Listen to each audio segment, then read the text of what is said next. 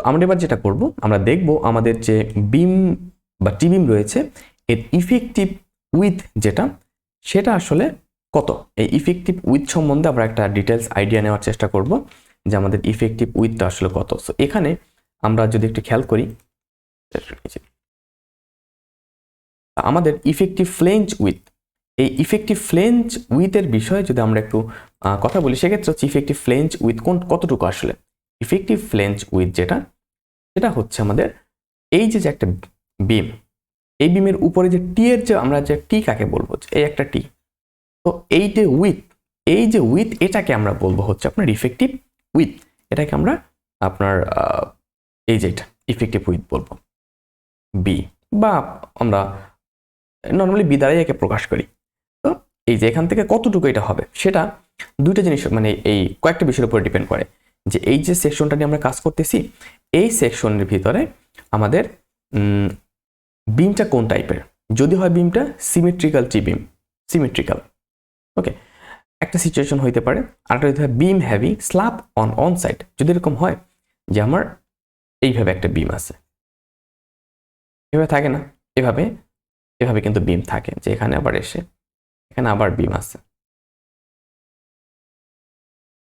এভাবে থাকতে পারে, এভাবে থাকতে পারে।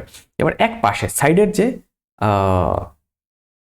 যে আপনার কি বলবো এটাকে, সাইডের যে আমার টি বিম সেটা, তো এটা হচ্ছে যে বিম হ্যাভিং স্ল্যাব অন সাইড, এক পাশে আছে, এক পাশে, নট টু সাইড, এক সাইডে আছে গেল। আর একটা সিমেট্রিক্যাল টি বিম যে আমার এ পাশেও সমান, এ পাশেও সমান, এইটা সিমেট্রিক্যাল, এবং আপনার মানে ডিস্টেন্স দুই পাশে সমান থাকবে, এ পাশে আর এ পাশে দুই পাশে সমান থাকবে। আর একটা আছে আইসোলেটেড টি বিম। তো আইসোলেটেডটাও অনেকটা সিমেট্রিক্যালের মতো, আমাদের symmetrical T beam and isolated T beam almost same. তো আমি এখানে দেখেন একটা ইমেজ কালেক্ট করেছি ইন্টারনেট থেকে। যদি আমি দেখাই, আমাদের এখানে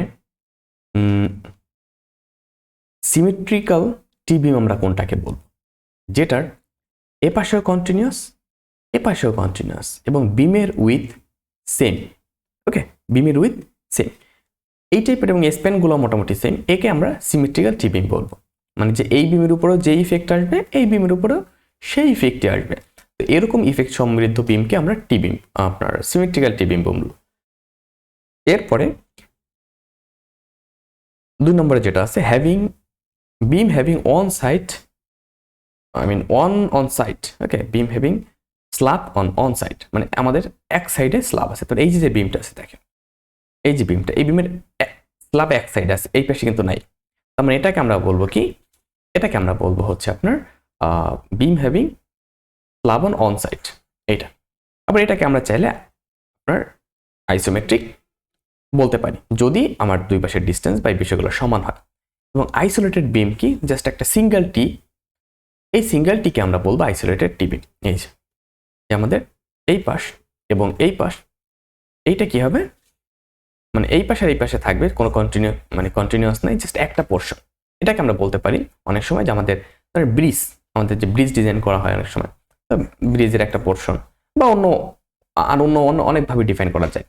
তো যদি এরপরে একটা পোর্শন থাকে, নো কন্টিনিউয়াস পোর্শন, দেন এটাকে আমরা আমরা তো আইসোলেটেড বলতে কি বুঝি, সিঙ্গেল। আইসোলেটেড বলতে স্পেসিফিক, সিঙ্গেল বুঝি। যাই হোক, তো এই হচ্ছে আমাদের টাইপ। এবার যদি আমরা আসি যে ইফেক্টিভ উইথ, তো ইফেক্টিভ উইথের বিষয়টা কোনটা, ইফেক্টিভ উইথের যে বিষয়, এটা হচ্ছে আমরা এই যে আমাদের বিমের যে উইথ এখানে, এটাকে আমরা বলবো বি ডব্লিউ, বিমের উইথকে আমরা বলবো বি ডব্লিউ, ওকে। আর এই বিমের সেন্টার থেকে সেন্টার ডিস্টেন্স একটা, বিমের ক্লিয়ার ডিস্টেন্স একটা, এই যে এখান থেকে এই পর্যন্ত, এটাকে বলা হয় যে বিমের ক্লিয়ার, মানে একটা হচ্ছে ক্লিয়ার স্পেসিং, আর একটা হচ্ছে আপনার সেন্টার টু সেন্টার, মানে এই যে বিমের যে সেন্টার আছে, এই সেন্টার থেকে বিমের এই সেন্টার পর্যন্ত যে ডিস্টেন্স, এটাকে সেন্টার টু সেন্টার ডিস্টেন্স বলা হয়। যাই হোক, তো আমরা যদি বিমটা, আমাদের টি বিমটা সিমেট্রিক্যাল টি বিম হয়, সেক্ষেত্রে আমরা ইকুয়েশন দেখতে পাচ্ছি যে বি ইকুয়াল টু হবে হচ্ছে 16 এইচএফ। তো এইচএফ কোনটা এখানে, এইচএফ হচ্ছে আমাদের এই যে স্ল্যাবটা রয়েছে, স্ল্যাবের হাইট অফ ফ্লেঞ্জ বা থিকনেস অফ ফ্লেঞ্জ, এটাকে আমরা এইচএফ দ্বারা প্রকাশ করতে পারি। এটা আমাদের এইচএফ। ওকে, এটাকে আমরা এইচএফ বলতে পারি। ক্লিয়ার? তো এটা আমাদের এইচএফ। এবার বলা হয়েছে যে সিমেট্রিক্যাল টিবিম যদি হয়, টিবিমটা যদি সিমেট্রিক্যাল হয় সেক্ষেত্রে আমাদের বি হবে কি, B equal to or less than H F plus BW, 16HF plus BW. এইটা তাহলে 16HF মানে কি, আমার এই যে থিকনেস আছে, থিকনেসের 16 গুণের সাথে আমার ওই বিমের উইথকে আমরা যোগ দিব, তাহলে যেটা পাবো সেইটা। দ্বিতীয়তে আসে যে আমাদের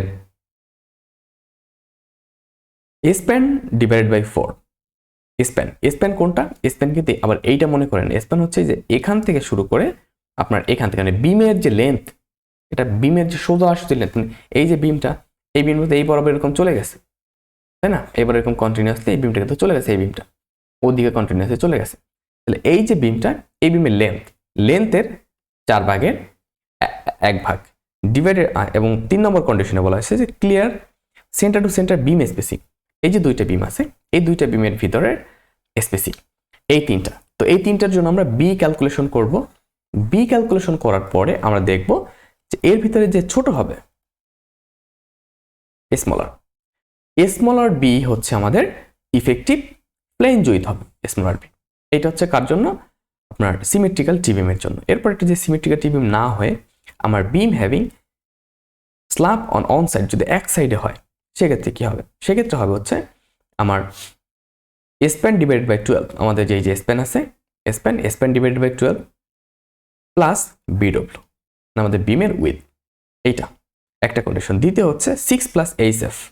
এইচএফ কি? এই যে থিকনেসের আমাদের 6 গুণ প্লাস হচ্ছে বিডব্লিউ, এবং half of the clear span. আমাদের যে ক্লিয়ার স্প্যান, এইটার হাফ। ক্লিয়ার স্প্যান মানে কি? লেন্থ। এই যে ক্লিয়ার লেন্থ, ক্লিয়ার স্প্যান বলতে আমরা এটা বুঝবো সবসময় যে দেখেন ক্লিয়ার স্প্যান কোনটাকে বলবো আমরা, যে ধরেন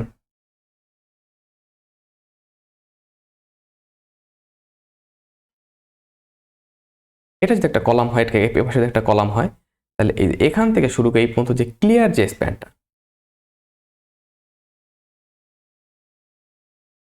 এটাকে আমরা বলবো আপনার ক্লিয়ার স্প্যান, এই যে পোর্শনটা সেটা।